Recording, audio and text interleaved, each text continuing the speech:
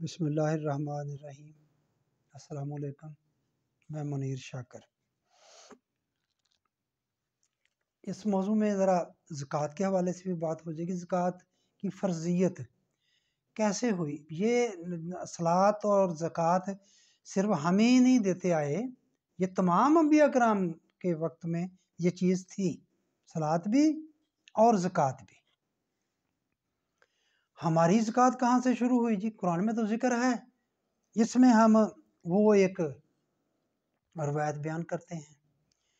کہاں سے بیان ہوتی ہے یہ جی؟ سورہ توبہ کی آیات 34 اور 35 ہے، جس میں مال کے بارے میں کہا جو جمع کر رکھتے ہیں، وہ جمع کی ہوئے سے ان کی پیٹھیں داغی جائیں گی۔ بڑی وعید ہے ان دو آیات میں۔ مال کو جمع کرنے سے بڑا المیہ ہے، بہت بڑا المیہ ہے ہمارا۔ کس طرح ہم بات کو ٹویسٹ دے کے نکل جاتے ہیں اور بگاڑ دیا ہے سارا کچھ۔ وہ جمع کرنے کے پر وعید ہے، مال کو جمع کرنے پر۔ آپ یہ دیکھیں، جو مال جمع کرتے ہیں وہ مال آگ بنا کر ان سے ان کی پیٹھیں جلایا جائے گا۔ یہ صحابہ پر بہت گراں گزری، وہ روایت کہتی ہے، جبکہ میں آپ کو عرض کر چکا ہوں کہ قرآن ان کے خرچ کرنے کی بات کو کیسے بیان فرما رہا ہے۔ وہ کہہ رہا ہے یعنی کہ وہ تو اپنے دوسرے بھائیوں کو وہ کچھ دے دیتے ہیں جن کی انہیں خود اشد ضرورت ہوتی ہے، یعنی اپنی ضرورت کو اپنے بھائی کی ضرورت پر قربان کر دیتے ہیں۔ یہ حشر کی 9 نمبر آیت ہے۔ اور ان کا یہ دینا کسی احسان کے بدلے میں نہیں ہوتا۔ یہ لیل کی 19 نمبر ہے۔ اپنے تزکیے کے لیے، اپنے تزکیہ نفس کے لیے دیتے ہیں، پاک کرنے کے لیے دیتے ہیں، اپنے مالوں کو پاک کرنے کے لیے۔ یہ زکوٰۃ ہے۔ اسی دینے پر نہ وہ بدلہ چاہتے ہیں اور نہ شکر گزاری کے الفاظ تک سننا چاہتے ہیں۔ یہ صحابہ کرام کی خصوصیت اللہ تعالیٰ قرآن میں بیان فرما رہا ہے۔ روایت کہتی ہے کہ یہ 34 اور 35 نمبر جب آیت نازل ہوئی تو وہ صحابہ پر بڑی گرام گزری، استغفر اللہ۔ اور جن صحابہ پر گراں گزری کو گروہ تھا، ہوں گے جتنے بھی ہوں گے، ان کے سردار کون تھے؟ سرکردہ جو تھے وہ حضرت عمر فاروق رضی اللہ تعالیٰ عنہ۔ وہ اس گروہ کے سربراہ کے طور پر نبی کریم صلی اللہ علیہ وآلہ وسلم کے پاس گئے اور انہوں نے کہا کہ یہ جو 2 آیات ہیں، یہ ان کا حال بیان کیا، صحابہ پر بہت گراں گزر رہی ہیں۔ تو آپ نے آگے سے فرمایا کیا تم زکوٰۃ نہیں دیتے؟ نہیں دیتے ہیں۔ تو بس بات ختم ہو گئی۔ یہ ہے المیہ، یہ ہے ظلم عظیم جو دین پر کیا، جو دین پر ہو رہا ہے۔ اب ہم لوگوں نے کیا کیا؟ بس زکوٰۃ دے دیں۔ وہ بھائیو، زکوٰۃ جمع تو ہوتا جا رہا ہے۔ قرآن کہتا ہے جمع نہیں کرنا، ایک جگہ پر نہیں، بہت جگہ پر۔ آپ نے مال کو جمع کرنا ہی نہیں۔ ہم نے کہا کہ نہیں، زکوٰۃ دے دیں تو کر سکتے ہیں۔ کہاں ہے ابھی قرآن میں اس چیز کا ذکر؟ آپ تو قرآن کا حکم تو واضح حکم عدولی ہو رہی ہے، نافرمانی ہو رہی ہے، علل اعلان ہو رہی ہے۔ کیسے آپ کے سامنے زکوٰۃ دے دیں تو جمع کر لیں؟ پھر کہاں ہے زکوٰۃ دے لیں جمع کر لیں؟ قرآن تو جمع کرنے کی بات کرتا ہے کہ جمع نہیں کرنا۔ ایسا نظام لانا ہے آپ نے کہ جس سے مال جمع نہ ہو اور سب لوگوں کی فلاح بہبود ہو۔ تو وہ میں نے آپ عرض کیا ہے، وہ تزکیہ نفس ہے۔ تزکیہ نفس کیا ہے؟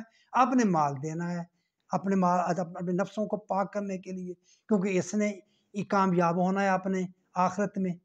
تو وہ مال جو دینا ہے وہ ایک نظام کے تحت، جب بیت المال مرکزی بیت المال، نیچے سب جو بیت المال ہیں ان سے آگے مرکزی بیت المال میں جاتا جائے گا، تو وہاں سے ان کی ضرورتیں پوری ہوتی جائیں گی۔ اس طرح ان کی ضرورتیں پوری ہونی ہیں۔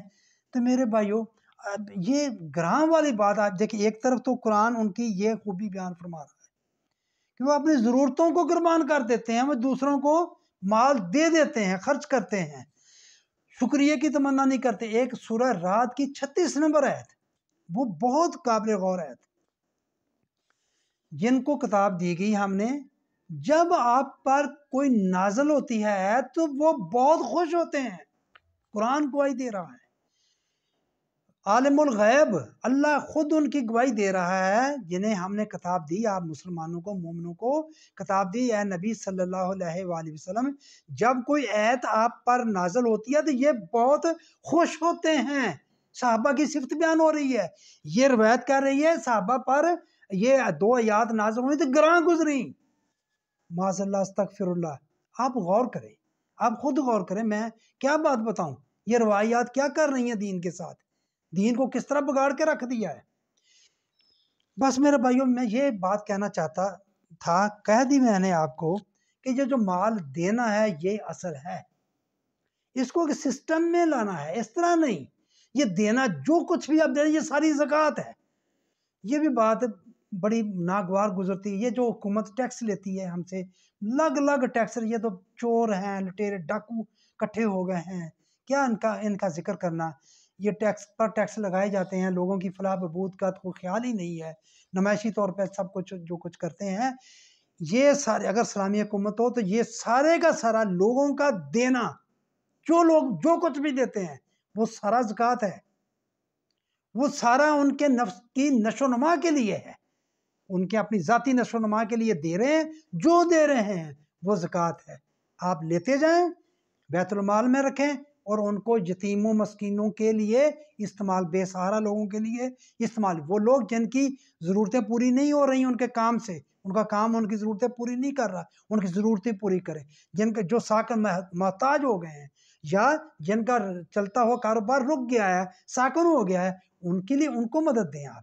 یہ ایک نظام کے تحت، یہ ہے اسلامی نظام میرے بھائیو، یہ ہے خلافت، اس طرح خلافت قائم ہوگی، نام رکھنے سے خلافت نہیں ہو جائے گی کہ اس کا نام خلافت رکھ دیا جائے۔ تو بس میں یہ بات آپ کے سامنے کرنا چاہتا تھا، بس یہی صحابہ کرام کی بات، تزکیہ نفس کی بات، اور یہ زکوٰۃ جی کس طرح ہم پر یہ فرض کس طرح ہوئی صحابہ کرام پر یہ کس طرح گراں گزری، کیا بات کرنی ہے اس کی۔ تو میرے بھائیو جو بھی دینا ہے، جو بھی آپ دوسروں کو سروسز فراہم کرتے ہیں، یہ زکوٰۃ ہے آپ کی، بس یہ دیں، اور یہی اصل ہے، یہ دینا ہی، اس سے ہی آپ کا تزکیہ نفس ہوتا ہے، اور جس کا تزکیہ نفس ہو گیا وہ کامیاب ہو گیا، اس کے نفس کی نشو و نما ہوگی، اور اسی نے ہی آگے کام آنا ہے، جو سزا و جزا جس پر وارد ہونی ہے، جنت اور جہنم میں جس نے جانا ہے وہ اسی نفس نے ہی جانا ہے، یہ بات آپ، اور یہ تصور دوسرے کسی مذہب میں نہیں، کسی دین تو ہے نہیں، مذہب ہے باقی، تو یہ کسی میں بھی نہیں ہے، کرسچین میں نہیں ہے جس طرح کا یہ ہمارے ہاں یہ تصور پایا جاتا ہے۔ تو بس یہ بات بار بار ایک ہی بات، تو زکوٰۃ کس طرح فرض ہوئی، کس طرح ہم نے صحابہ کرام پر گراں گزاری آیات، کیا تصور صحابہ کرام کے بارے میں پیدا ہوا کہ وہ آیات کو کس طرح لیتے تھے، تو آپ خود دیکھ لیں، قرآن خود ان کے بارے میں کہہ رہا ہے، ایک ان کے خرچ کرنے کے بارے میں، دوسرا ان کے خوشی کے بارے میں، جو بھی آیت آپ پر نازل ہوتی ہے اس سے وہ بہت خوش ہوتے ہیں میرے بھائیوں۔ بس یہ بات میں نے آپ سے کرنا تھی، کر دی، آپ کی مہربانی، آپ نے سنی۔ باقی آپ سے التماس، آپ میرے چینل کو سبسکرائب کیا کریں، لائک کیا کریں، شیئر کیا کریں، کمنٹس کیا کریں، آپ کا شکریہ۔